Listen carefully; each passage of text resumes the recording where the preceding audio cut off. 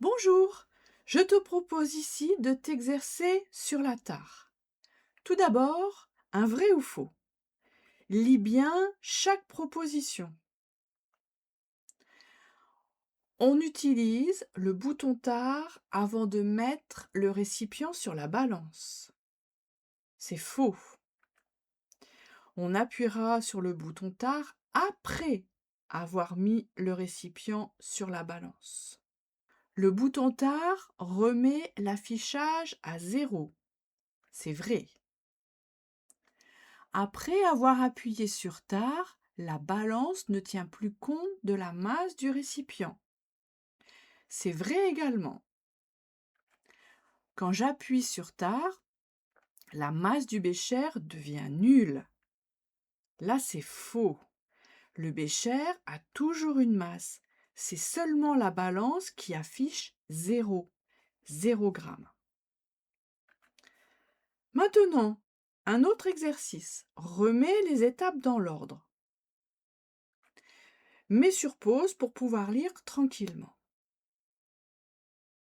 Donc, pour mesurer la masse d'eau contenue dans un bécher, d'abord, je pose le bécher vide sur la balance allumée. Ensuite, j'appuie sur tare.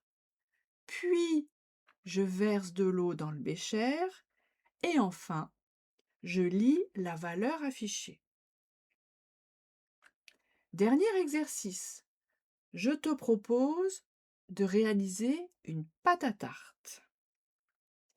Mais attention, tu n'as à ta disposition qu'une balance et qu'un seul saladier avec déjà 50 ml d'eau à l'intérieur. Tu dois rajouter précisément 250 g de farine, 125 g de beurre et 25 g de sucre.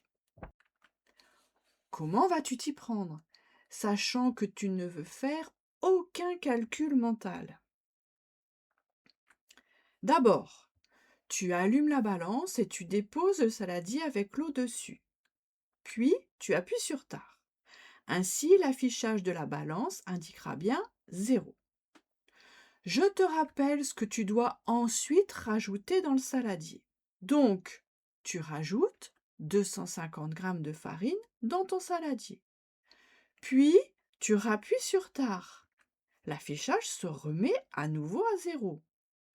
Tu peux ainsi tranquillement rajouter 125 g de beurre. Puis, tu appuies à nouveau sur tare pour pouvoir ensuite rajouter 25 g de sucre. Voilà, tu as fait tout cela sans aucun calcul mental. Le bouton tare est vraiment un bouton magique. À bientôt sur d'autres vidéos.